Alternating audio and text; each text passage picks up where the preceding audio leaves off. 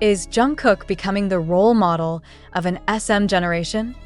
Lee Soo-man's alleged reaction to a pre-debut Jungkook fan photo shakes K-pop. Who would have thought that a single old photo, quietly buried in someone's past, could suddenly explode and drag one name back into the center of the K-pop universe? And why is that name, once again, Jungkook? What if Jungkook is no longer just HYBE's golden magne, not only BTS's global star, but something even bigger, a role model for idols from rival agencies, even from SM Entertainment itself? And what happens when a legendary figure like Lee Soo-man is rumored to react positively to that idea? This is not just about fandom. This is about influence, power, and a quiet shift in K-pop's invisible hierarchy. It all began with a simple discovery that felt almost innocent. A pre-debut photo of Ian, the young center of SM Entertainment's new girl group Hearts 2 Hearts, suddenly resurfaced online. In the picture, she was holding a phone with a pop socket featuring none other than Jungkook of BTS. The image used was from BTS's Persona era, where Jungkook was holding a donut with a playful expression that once dominated timelines across the world. The post appeared on a Korean forum, then was translated and amplified by Panchoa, and within hours it flooded X. Views crossed 600,000. Likes and retweets multiplied like wildfire. The caption screamed disbelief. Hearts 2 Hearts. Ian was a Jungkook fan, but the real shock was not that a teenage girl once liked Jungkook. That part, many netizens said, was almost too normal. The shock was what this symbolized. An SM idol, born in 2009, raised in a different generation, quietly admiring an idol from another empire. And suddenly people started asking questions that felt dangerous in K-pop culture. Has Jungkook crossed the boundary between agencies? Is he now an idol who belongs not just to HYBE, not just to BTS, but to an entire generation of artists, including those raised by SM? Netizens reacted instantly. Some laughed and said, "What's surprising about liking Jungkook? He's everyone's bias." Others said during the Persona era, half the middle schools in Korea were ARMY. Girls taped Jungkook photos in their lockers. Boys copied his hair. His face was everywhere. So, of course, Ian liked Jungkook, but then the narrative began to twist. This was no longer just about Ian being a fan. This was about what Jungkook represents to kids who later become idols. This was about inspiration before debut, dreams before contracts, admiration before rivalries. Ian, whose real name is Jong Leon, born October 9, 2009, debuted with Hearts 2 Hearts on February 24, 2025, under SM Entertainment. She is known as the group center, praised for visuals often compared to Karina of aespa. She was once a child model. She grew up watching K-pop from the outside, just like millions of other kids. And like many of them, she chose Jungkook. Why Jungkook? That question has haunted K-pop for years. Is it his voice that sounds both gentle and explosive? Is it his dancing that feels both precise and wild? Is it his image as a boy next door who somehow became a global superstar? Or is it something harder to define, something emotional, something that feels like possibility? When fans saw that old photo, many smiled. They imagined Ian as a little girl secretly cheering for Jungkook, never knowing she would one day stand on a stage herself. Some called it cute. Some called it destiny. Some said, imagine a future where Ian and Jungkook stand on the same stage, not as fan and idol, but as artists. But then, as always in K-pop, shadows followed the light. Some netizens focused not on Jungkook, but on Ian's appearance, comparing her old photo to her current visuals and speculating about plastic surgery. Why does her nose look different? Why does she look more mature? Is she too young for such changes? No official statement came from SM, and the discussion remained rumor, uncomfortable and familiar in an industry obsessed with perfection. Yet, even those controversies could not bury the real story. Because the real story was not Ian's nose. It was Jungkook's shadow, stretching quietly across generations. Then came the rumor that changed the tone of the entire conversation. Whispers began to spread that Lee Soo-man, the legendary founder and former executive producer of SM Entertainment, had reacted positively to this phenomenon. Not in an official statement, not in a press conference, but through comments allegedly shared in private industry circles, later echoed by insiders. The words attributed to him were simple but explosive. Jungkook is an example of an idol who successfully crossed agency boundaries. What does that even mean in K-pop? A world built on rivalry, loyalty, and invisible walls between companies.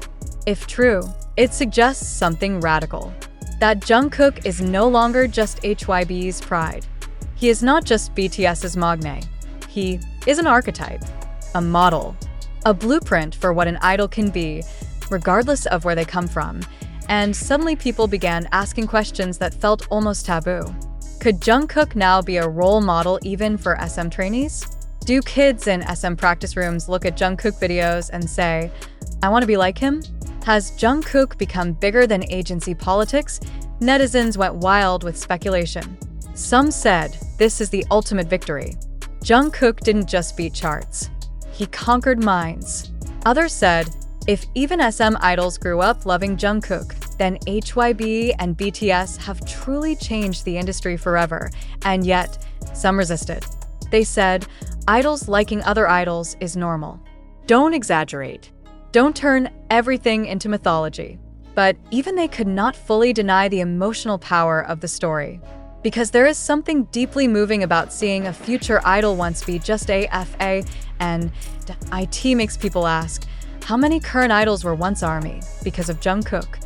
How many dreams were born from watching him sing, dance, smile on a screen? How many kids in practice rooms secretly copy his moves when no one is watching? This is where Jungkook's story becomes bigger than Jungkook.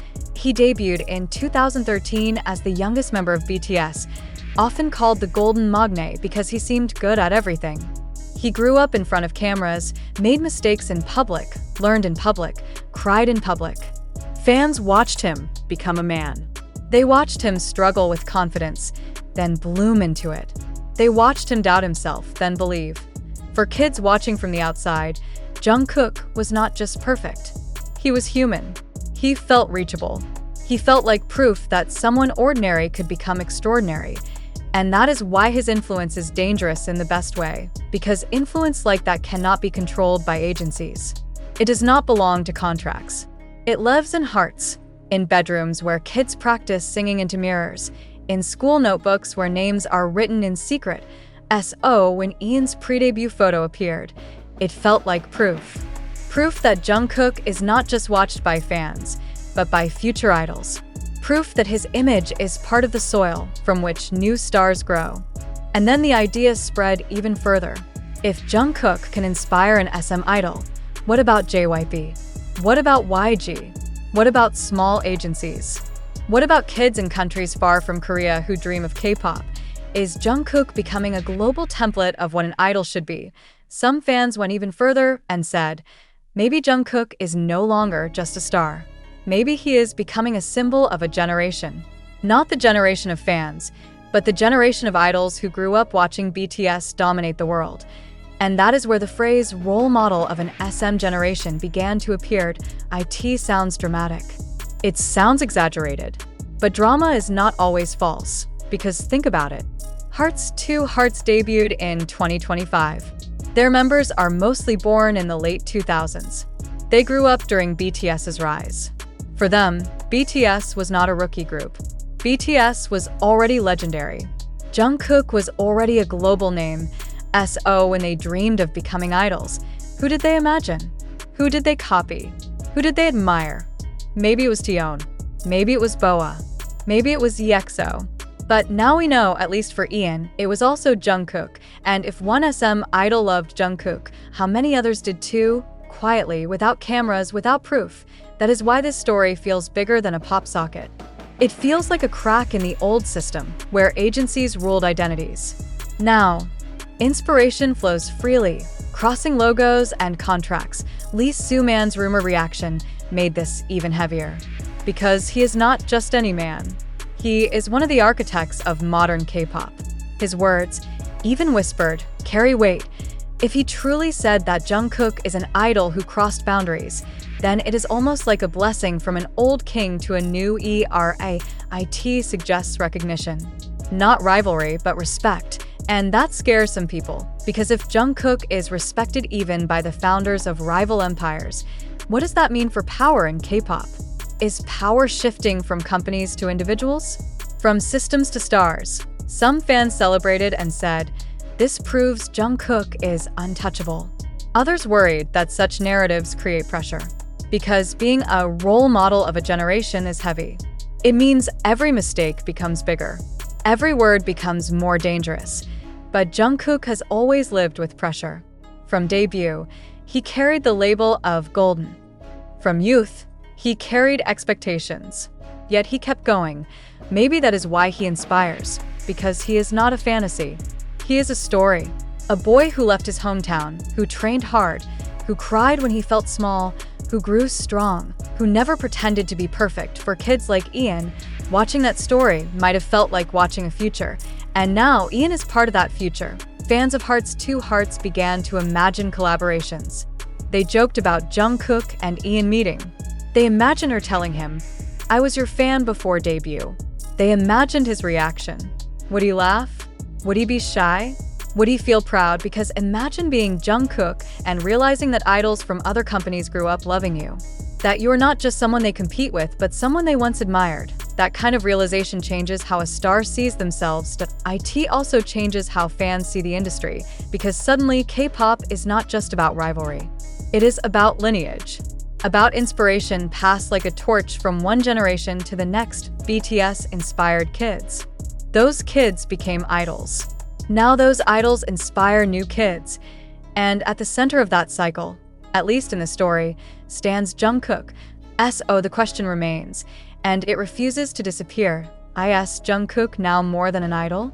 Is he becoming a cultural reference point for what an idol should be? Is he becoming the face that future trainees look at and say, "That is my dream"? And if that is true, what happens next? Will we see more pre-debut photos of idols holding Jungkook merchandise? Will more trainees confess that they once copied his dances in their bedrooms? Will agencies quietly accept that some of their stars were raised on another company's legend?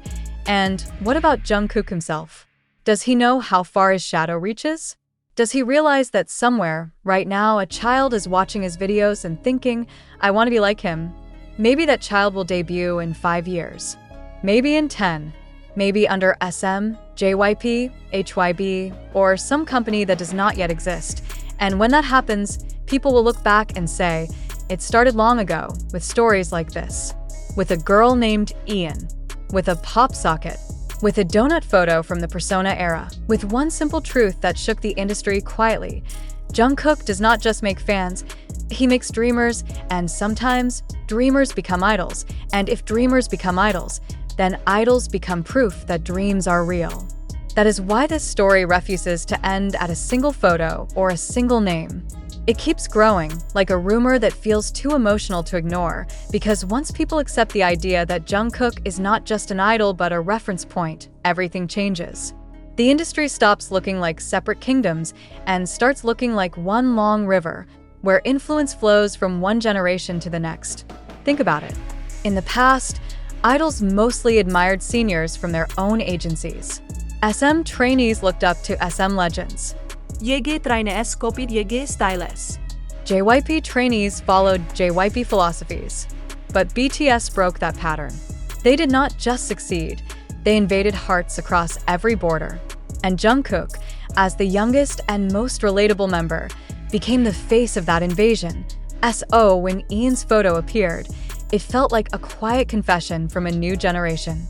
A confession that said, before contracts, before training rooms, before debut stages, I was just like you. I was a fan, and fans understand fans. That is why the story hits so hard, because deep down, everyone watching K-pop has been a fan of someone. And many secretly dreamed of standing where their idols stood. Now people ask, how many current idols were once fans of BTS? How many practiced Jungkook's dances in front of mirrors?